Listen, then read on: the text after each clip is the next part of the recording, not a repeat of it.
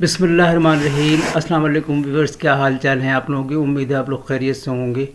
آج کی جو ہماری پریزنٹیشن کا ٹاپک ہے وہ ہے how to express anger professionally. پیشہ ورانہ طور پر غصے کا اظہار کیسے کریں. آئیے دیکھتے ہیں اس کی سمری اور اس کے بعد جو ہے ان کے کچھ پوائنٹس. پیشہ ورانہ طور پر غصے کا اظہار کیسے کریں. پیشہ ورانہ طور پر غصے کا اظہار کرنے میں ذاتی حملوں یا غیر پیداواری رویے کا سہارا لیے بغیر اپنے جذبات کو پرسکون، واضح اور احترام کے ساتھ بیان کرنا شامل ہے. یہ الزام لگانے، تعمیری زبان استعمال کرنے اور حل اور افہام و تفہیم کو فروغ دینے کے لیے جذباتی کنٹرول کو برقرار رکھنے کے بجائے مسئلے کو حل کرنے پر توجہ مرکوز کرنا ہے. How to express anger professionally. Expressing anger professionally involves communicating your feelings calmly, clearly, and respectfully without resorting to personal attacks for unproductive behavior. It focuses on addressing the issue rather than placing blame, using constructive language, and maintaining emotional control to foster resolution and understanding. آئیے دیکھتے ہیں ان کے points.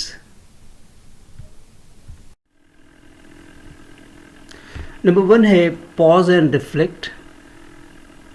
توقف اور عکاسی.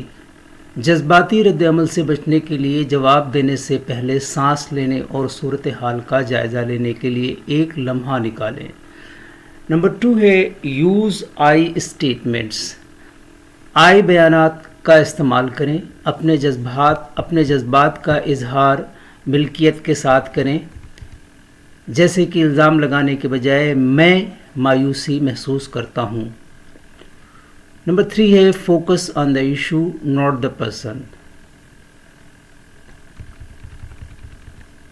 افراد پر حملہ کیے بغیر یا اسے ذاتی بنا بغیر مسئلے کو معروضی طور پر حل کریں.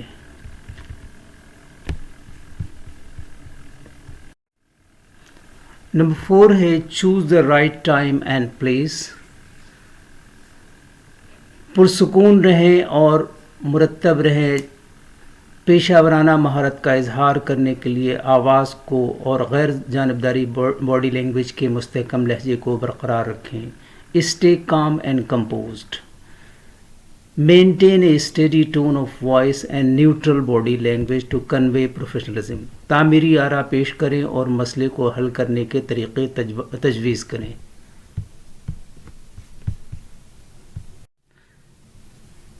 نمبر 7 ہے know when to escalate. Number 8 ہے practice empathy. نمبر 9 ہے follow up with clarity.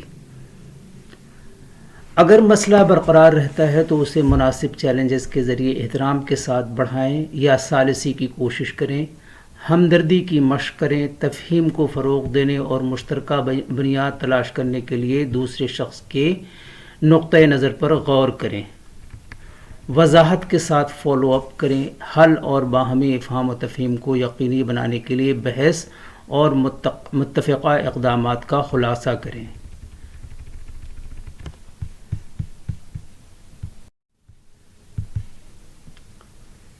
آئیے دیکھتے ہیں آج کے کورس، تو دیکھتے ہیں کہ اس میں کیا میسج ہے.